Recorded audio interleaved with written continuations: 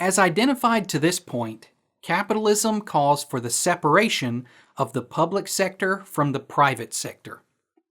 The next question that comes up is, how will a highly limited state, government, help the poor who suffer significantly in a capitalist state?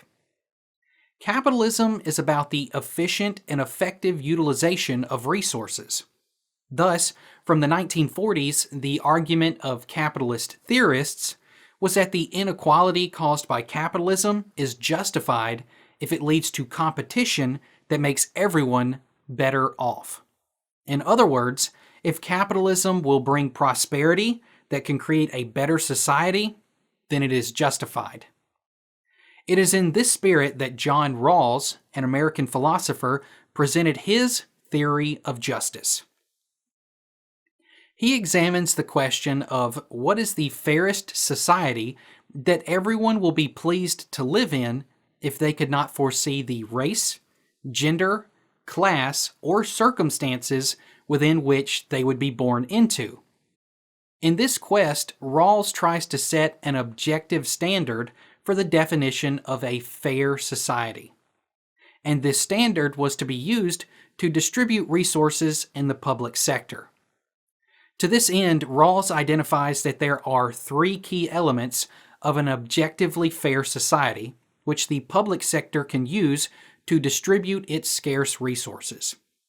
Number one, the society must be arranged in such a way that each person will have an equal right to things that are to be shared universally to all members of the society. Number two, the discretionary elements of distributing public funds should be arranged in such a way that the greatest benefit of the most disadvantaged person is guaranteed in all instances. And number three, the distribution of public good must be linked to offices and positions that are opened to all citizens with equal opportunities. With these three principles, the public sector of a capitalist society is kept under scrutiny. This puts the public sector in a position where it has to function for the betterment of everyone in the society. Such an act means that all the elements of the consolidated funds of a government can be used for the best interest of everyone. In cases where projects are being launched to lift citizens from poverty and difficulties, the greatest benefits must be granted to the most disadvantaged persons. This way, the most disadvantaged can become better off, and gradually, the quality of life for all citizens will improve with the increase in wealth creation. Thirdly, public office must not be restricted to any specific groups of people.